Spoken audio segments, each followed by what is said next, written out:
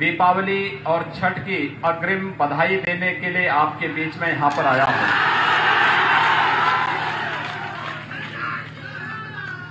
भाइयों बहनों, मैं लोकसभा चुनाव में भी आपके साथ पास आया था और तब भी मैंने आपसे कहा था कि यद्यपि राधा मोहन सिंह जी को आप लोगों ने 6 बार देश की सर्वोच्च सदन में भेजने का काम किया है और एक सामान्य कार्यकर्ता से लेकर के भारत सरकार के मंत्री के रूप में उन्होंने जीवन की शुचिता, पारदर्शिता और जनता के बीच में रह करके सेवा का आदर्श कैसे प्रस्तुत किया जा सकता है, जाति मत मजहब की राजनीति से ऊपर उठ करके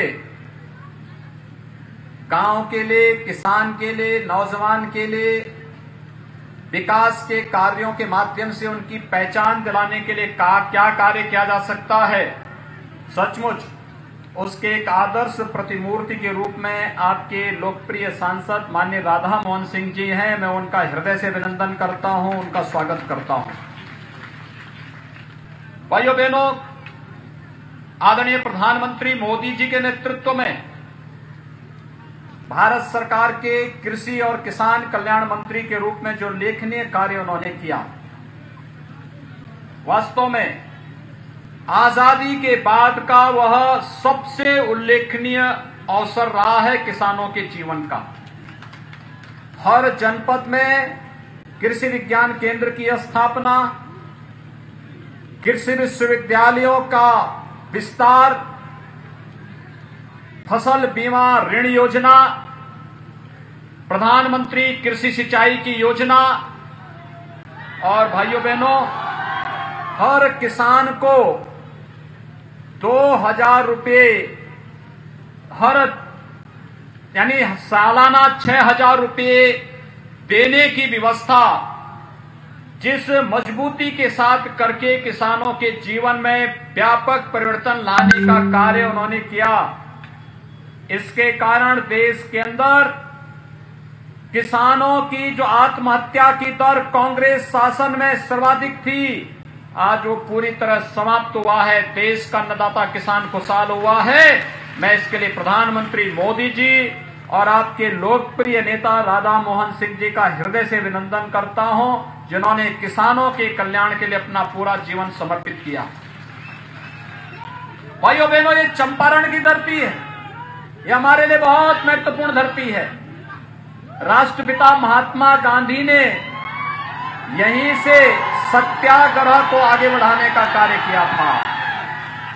यहां के किसानों का शोषण अंग्रेजों के समय से जो चला आ रहा था, कांग्रेस और राजद के समय में वो शोषण का सिलसिला चलता रहा और जब प्रधानमंत्री के रूप में मोदी जी, राज्य में मुख्यमंत्री के रूप में नीतीश कुमार जी और कृषि मंत्री के रूप में राधा मोहन सिंह जी आए, तो किसानों ने एक नए आजादी का एहसास किया। प्रधानमंत्री किसान सम्मान निधि हमारे किसान भाइयों के लिए इसी का एक उपहार है और मैं इसके लिए वास्तव में अपने अन्नदाता किसानों का अभिनंदन करता हूं, जिन्होंने देश के अंदर आंदोलन की दिशा बदली थी। सत्याग्रह के नाम पर और सत्याग्रह के नाम पर शांतिपूर्ण तरीके से आंदोलन करके भी अपनी मांगों को मनाया जा सकता है। यह यहाँ के किसानों ने बापू के नेतृत्व में करके दिखाया था और भाइयों बहनों, आज देश के अंदर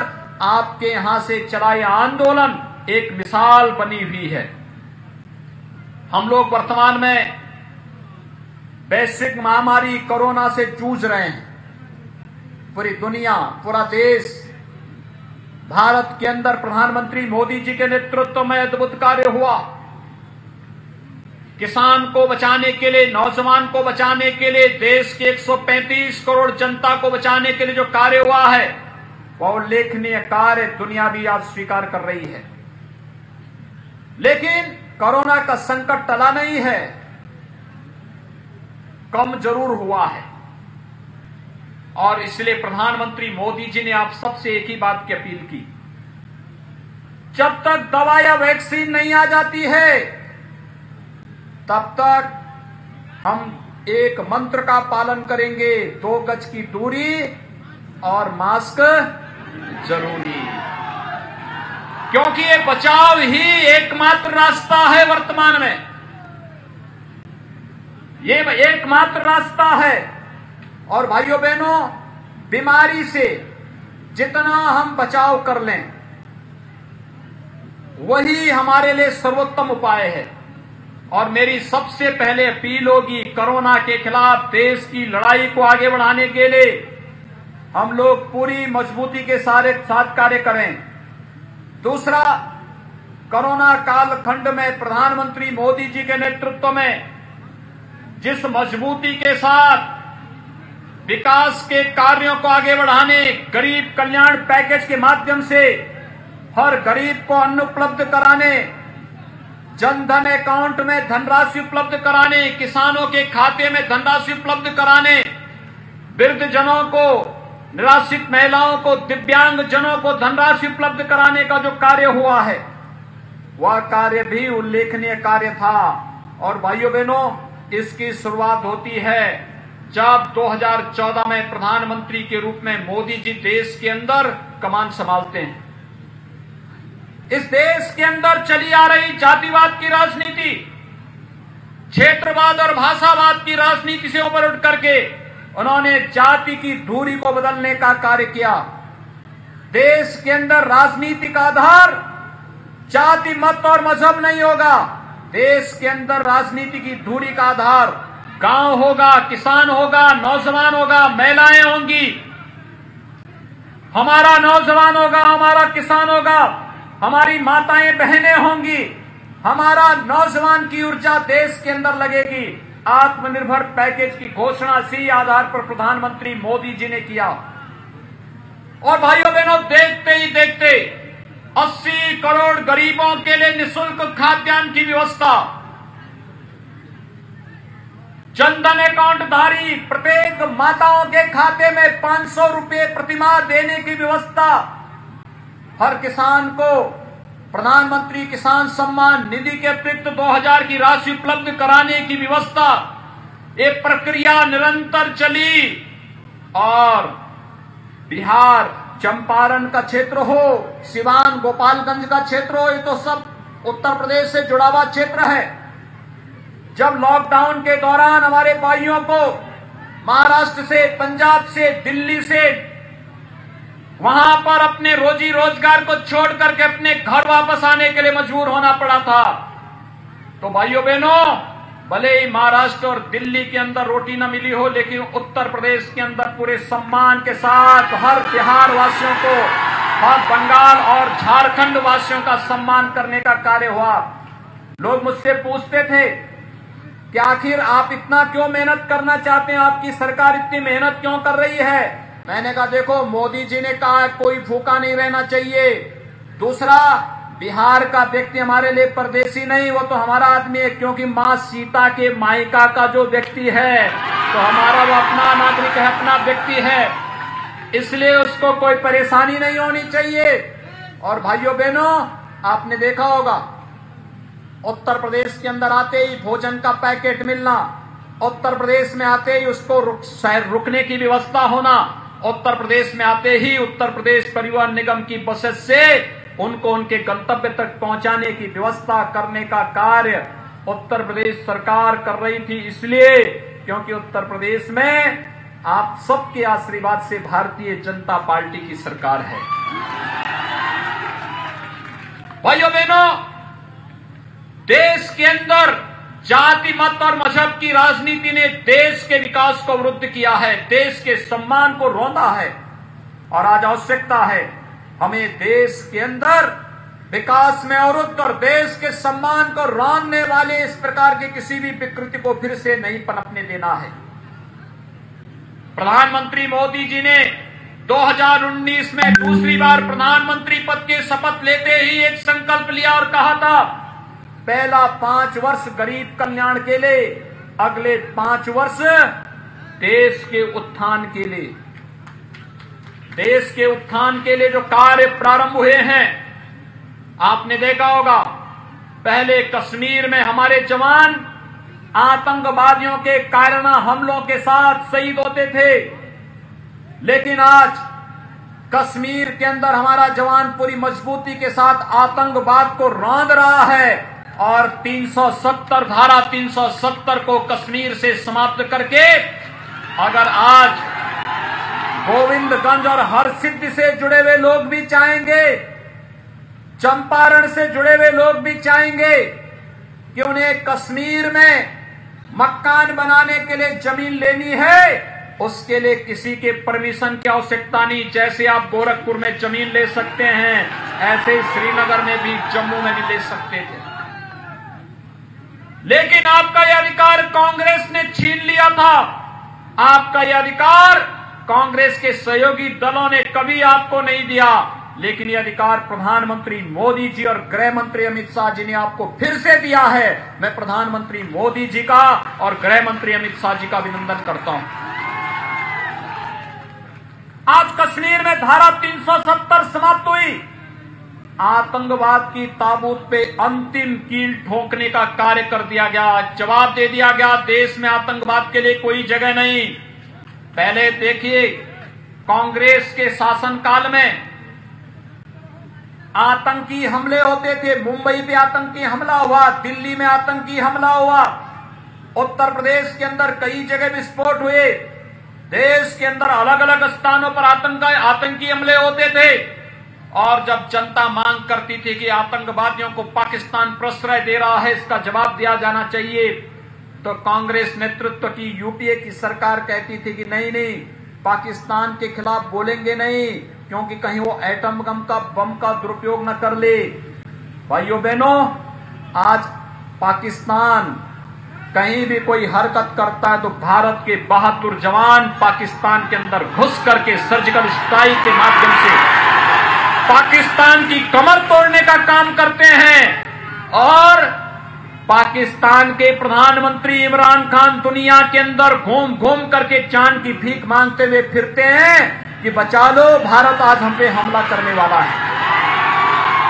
ये है नया भारत, ये है मोदी जी का भारत, ये है न्यू इंडिया, जहां पर भारत के 135 करोड़ लोगों की सुरक्षा और उनके सम्मान के साथ कोई समझौता नहीं होगा। इस संकल्प के साथ मोदी जी के नेतृत्व में भारतीय जनता पार्टी की सरकार कार्य कर रही है।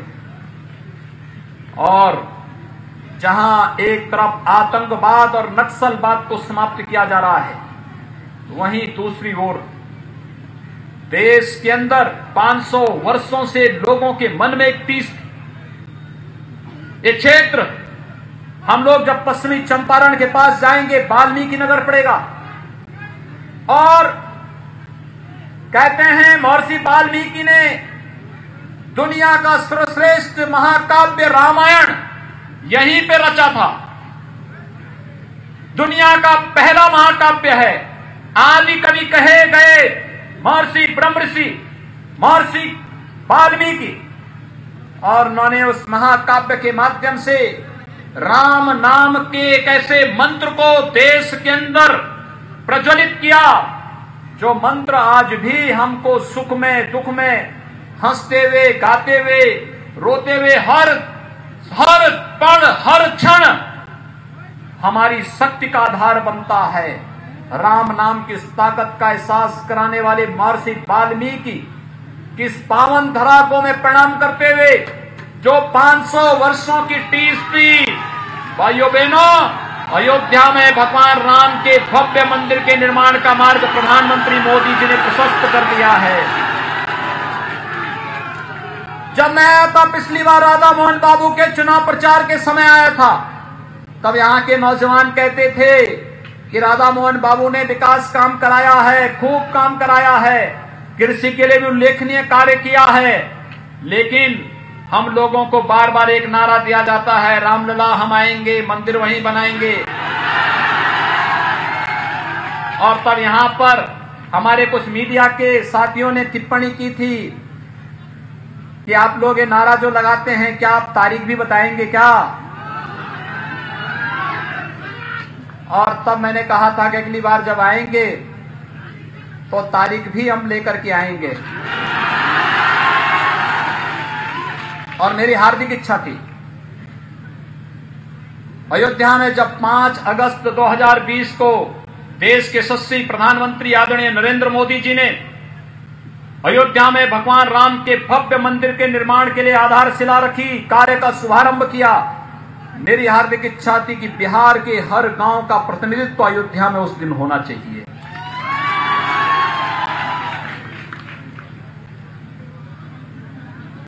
लेकिन भाइयों बहनों, चाहते हुए भी, वैश्विक महामारी कोरोना से जूझते हुए हम लोगों ने चाहते हुए भी ये कार्य नहीं कर पाए।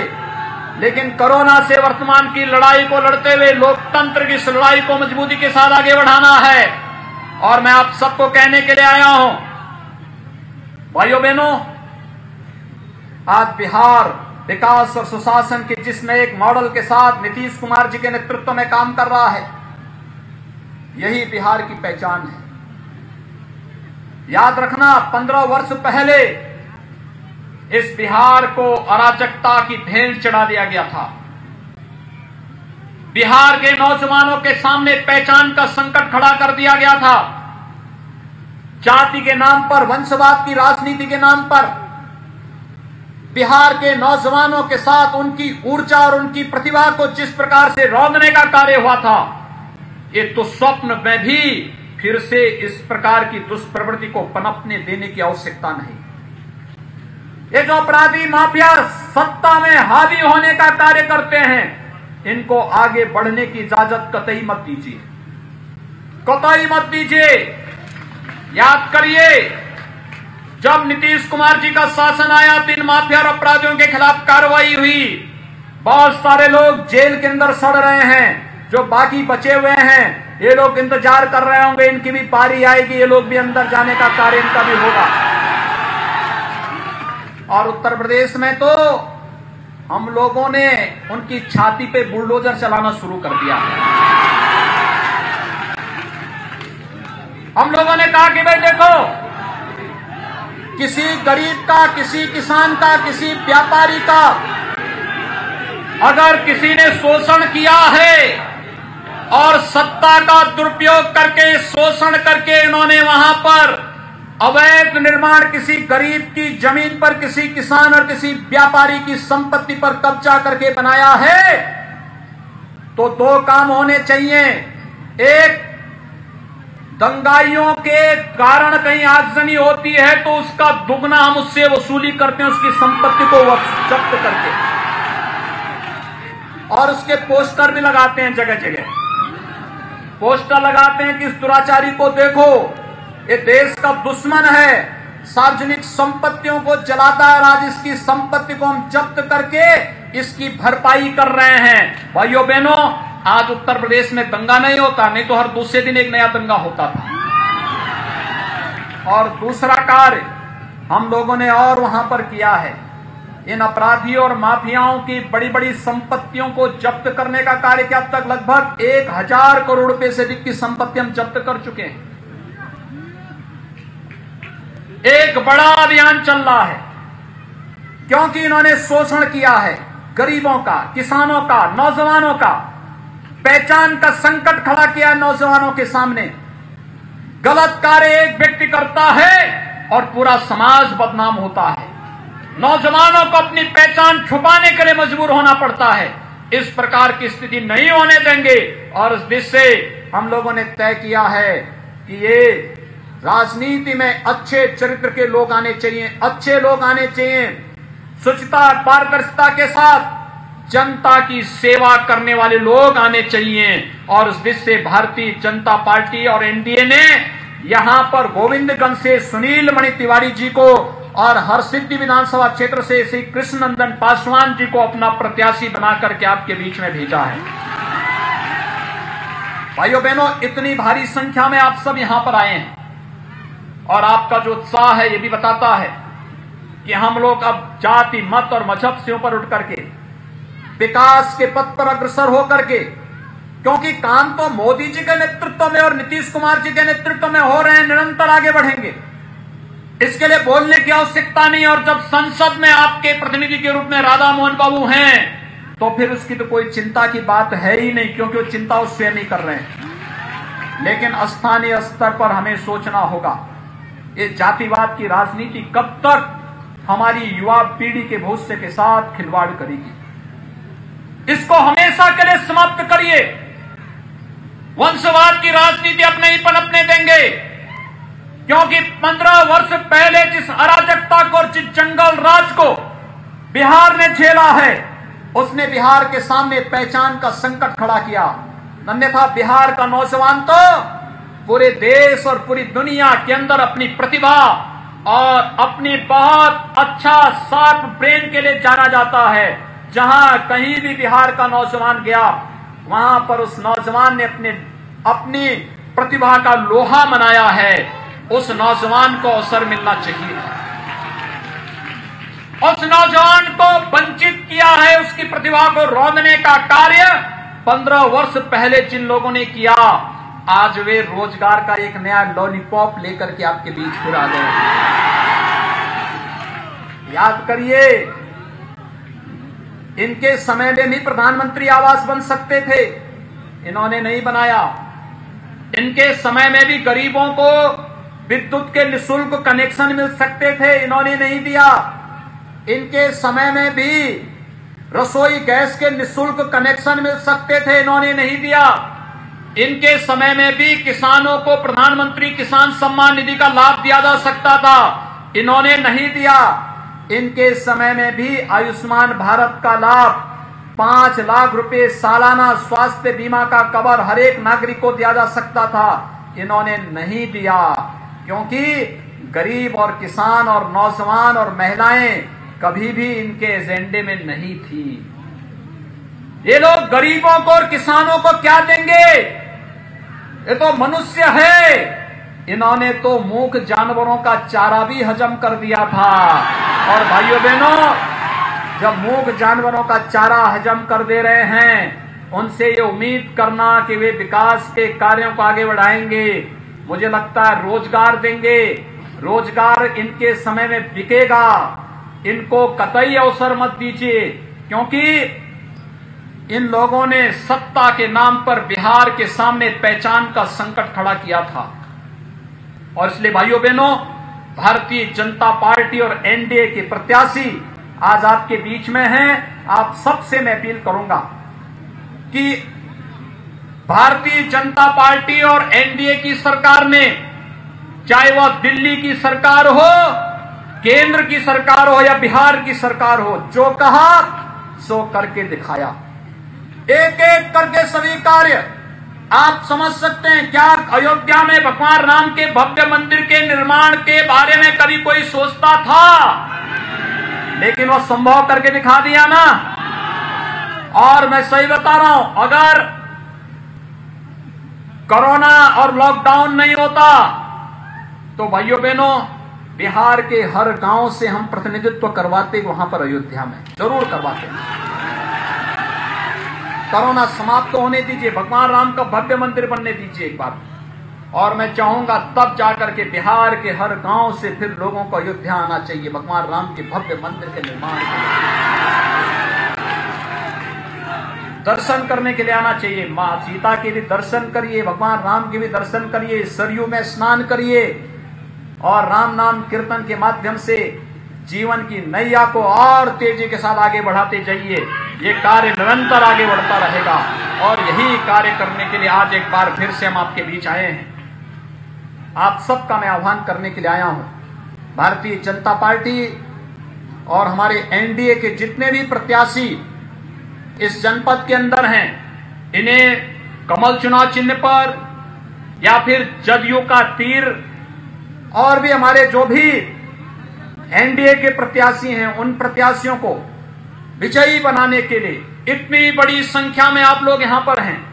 आपके पास स्मार्टफोन है, हर नौजवान के पास स्मार्टफोन है। स्मार्टफोन का इस्तेमाल करके अपने नातेदार, अपने रिश्तेदार, अपने मित्र, अपने शुभचिंतक सबके साथ बातचीत करके, एसएमएस करके उनको बताने की आवश्यकता है। ये विकास और सुशासन की लड़ाई है और इस लड़ाई में तमाम लोग तमाम प्रकार के नारों के साथ आने का प्रयास करेंगे। इसलिए आप सभी से मेरी अपील कि हम विकास और सुशासन का पक्ष लेकर के नीतीश कुमार जी के नेतृत्व में एनडीए की सरकार फिर से बिहार के अंदर बनाने के लिए पूरी मजबूती के साथ कार्य करें। यही अपील करते हुए भारतीय जनता पार्टी और जदयू के प्रत्याशी श्री सुनील मणि तिवारी जी को, श्री कृष्णनंदन पासवान जी को भारी मतों से विजयी बनाने की अपील करते हुए वाणी को देता विराम। जय जय श्री राम, जय जय श्री राम, जय जय।